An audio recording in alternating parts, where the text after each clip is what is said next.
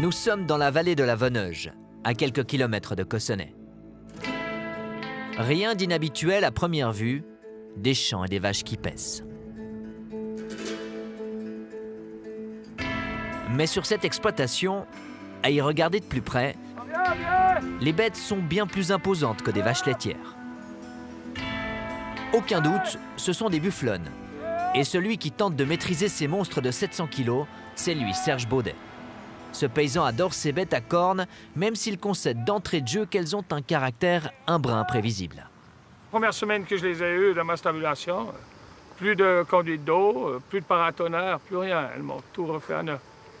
Parce que j'avais pas l'habitude, avec des cornes comme elles ont, ben voilà. Il y en a une, elle m'a fait la voiture des gendarmes, puis la voiture du syndic. Alors, puis 2 jours pour la rattraper. Alors, ouais, qu'est-ce qu'il y a? Hein? C'est propre. Malgré ses mésaventures, Serge n'a pas laissé tomber. Ouais. Et hop. Cela fait maintenant 3 ans qu'il s'est séparé de ses vaches laitières pour élever une quarantaine de bufflonnes et se lancer sur le marché de la mozzarella. J'ai lu de beaucoup dans les journaux que le fromage le plus vendu en Suisse, c'était la mozzarella. Je me suis dit, ben là, il y a sûrement un débouché. Il faut bien qu'on se débrouille hein, pour tenir le coup. Alors voilà. Mais là, je suis fier de les avoir, puis ouais, ça va bien. Oh, viens! Pour faire de cette aventure une réussite, ce paysan a dû se repenser, sortir de sa zone de confort et réapprendre une partie de son métier. Oh, viens!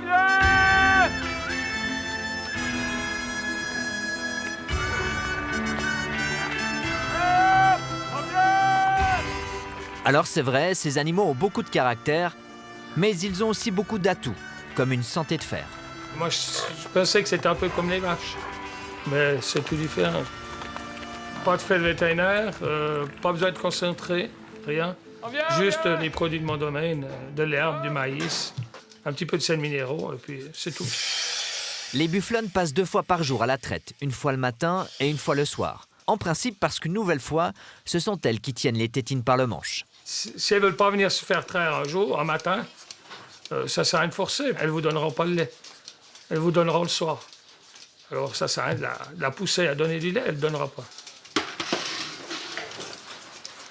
J'ai toujours, ma fille, on se met toujours 2. Comme ça, s'il arrive quelque chose à un, l'autre peut toujours venir traire. La particularité des bufflonnes, c'est qu'elles donnent moins de lait que les vaches laitières.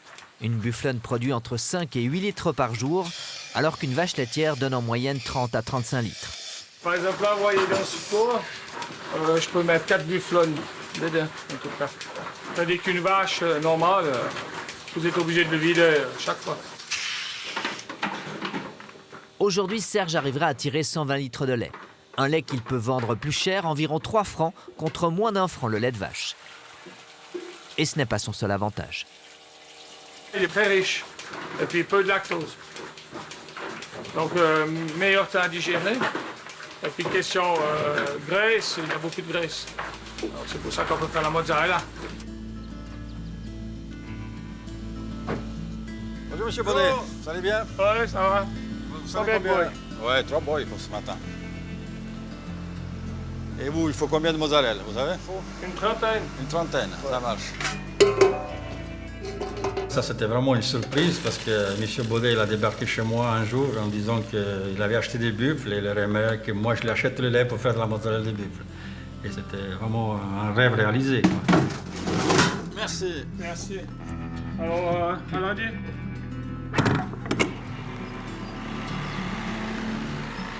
Le voyage ne sera pas long pour Gerardo Rotonda. Sa fromagerie est seulement à quelques kilomètres de la ferme de Serge. C'est ici, à Cuarnan, qu'il s'est installé avec son fils il y a 3 ans. Une vraie aubaine pour fabriquer une mozzarella au lait de bufflonne vaudoise. Son savoir-faire, ce natif des montagnes de l'Avellino dans le sud de l'Italie, l'a acquis dès son enfance. Quand j'ai quitté l'école, donc il fallait bien travailler.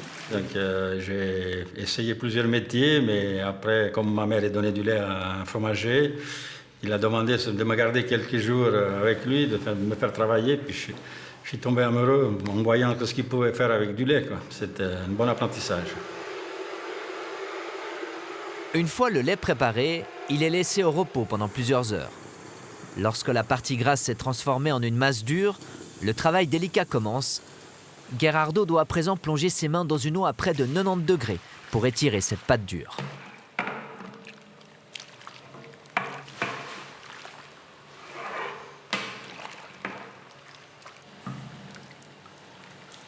C'est une habitude, mais c'est pas évident.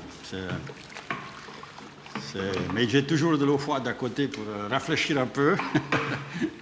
Je ne vais pas non plus me brûler, mais là, elle est bientôt bonne. Si vous voyez, il n'y a presque pas de petits nœuds.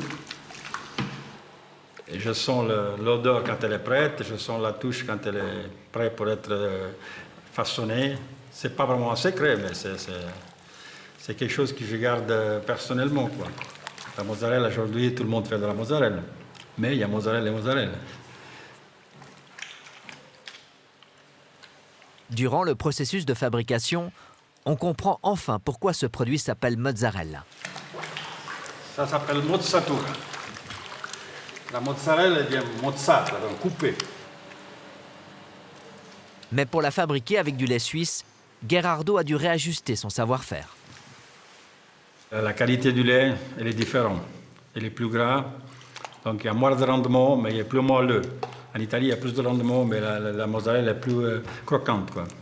Elle est meilleure en Italie ou en Suisse? Je ne vais pas me prononcer là-dessous, mais je dis qu'il faut manger local, quoi. Il faut produire sur place. La mozzarella, normalement, elle ne doit pas voyager. Elle doit se produire et la manger le jour d'après. Ici, on arrive à la garder 2-3 jours, 4 jours, c'est pas mal. Quand on voit des mozzarella qui se gardent un mois, on se demande comment, vu que c'est un produit délicat. Cette petite entreprise artisanale fabrique environ 400 kg de mozzarella de bufflone par mois. Un produit d'exception qui en Suisse trouve sa place sur certaines pizzas, mais pas n'importe comment. Si on la cuit trop, on n'a plus le goût. Donc il faut la mozzarella de buffle, il faudrait la jeter à la fin, quand la pizza est cuite. Et là, on peut avoir le goût de la pizza et le goût de la mozzarella qui est crue. Donc peut-être juste la chauffer 1 minute, que ça chauffe un peu, mais une fois cuit, ça ne sent pas le goût. Surtout en Suisse, c'est beaucoup plus cher par rapport au lait de vache, donc on a tendance à mettre plutôt le lait de vache sur la pizza. On va juste ajouter de l'eau, on met les couvercles, elle est prête pour être vendue.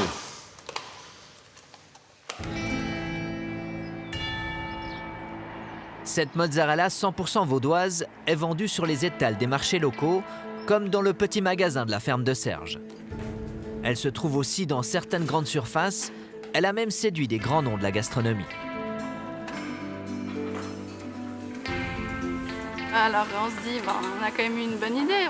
On est content de se diversifier. De toute façon, c'est ce qu'il faut un peu maintenant dans l'agriculture si on veut s'en sortir. D'avoir un marché qui est moins courant déjà pour avoir plus de débouchés, puis avoir plus de possibilités d'écouler la marchandise en faisant des bufflons ou des animaux un peu plus rares en Suisse. Mais se diversifier a aussi son prix. Serge s'est presque mis sur la paille pour payer ses bufflons. Tout ce que j'avais. C'est-à-dire un cachet environ 150 000 francs. Et personne n'a voulu me prêter. Personne. Aucune banque, même les associations. J'ai un cachet prometteur ou n'importe quoi. Tout le monde m'a dit que j'allais vers... mais je me casserais la figure. On peut dire que c'était mon deuxième billet, toutes mes économies qui ont passé. Mais je me suis dit, c'est la seule chose pour mes enfants qu'ils puissent continuer avec quelque chose que... On n'a pas besoin de dépendre tout le temps des grandes surfaces ou... Ouais, on est plus libre.